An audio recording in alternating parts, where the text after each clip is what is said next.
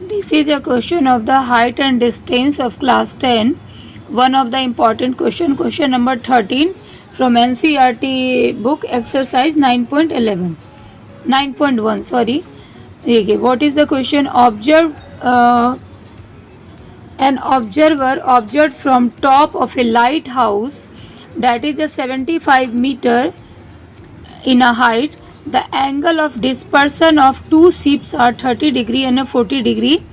If one ship exactly behind the other ship, find the distance between the two ships. Okay, देखिए आपका जो observer है देखने वाला, वो यहाँ से दो जहाज को देख रहा है जो आपके समुद्र में है, सी में है। तो आपको इसके जो एंगल ऑफ डिस्पर्सन बन रहे हैं फर्स्ट को जब ये ऑब्जर्व कर रहा है फर्स्ट शिप को, तो 30 डिग्री का बन रहा है। तो एंगल ऑफ डिस्पर्सन आप यहाँ पे इस तरह से 30 डिग्री लिखोगे।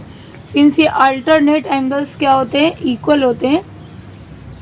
एंड सेकेंड शिप के साथ इसकी जो एंगल बन रही है वो ओनली 45 डिग्री बन रही है।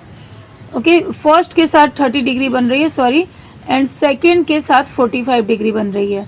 तो ये 45 जो यहाँ पे ये ऑल्टरनेट यहाँ पे आ गया, और 30 सेकेंड के साथ बन रही है दूसरे शिप के साथ, तो 30 डिग्री यहाँ पे हो गई। तो आपको यहाँ पे इन दो जहाज़ों के बीच की डिस्टेंस निकालनी है। ओके, देखो बहुत ही सिंपल क्वेश्चन है। करेंगे कैसे? पहले हम लोग BAD ट्रायंगल ले लेंगे, जिससे कि ये 75 है तो हमारा AD भी 75 आ जाएगा, क्योंकि 10 थीटा एंगल हम लेंगे, बिकॉज 10 थीटा में क्या है 10 45 1 होता है। तो फटाफट से करते हैं इसको। ABD इन ट्रायंगल ABD आपने लिख दिया 10 45 degree equal to AB upon AD। तो ये 1 हो गया। AB upon AD, AB equal to AD equal to 75, जो हाइट है आपकी ये आ गई। ओके, अब दूसरा ट्रायंगल हम ले लेंगे BCA आप करोगे इन ट्रायंगल BCA आप लिख लोगे 10 30 degree equal to AB 75 upon this plus this.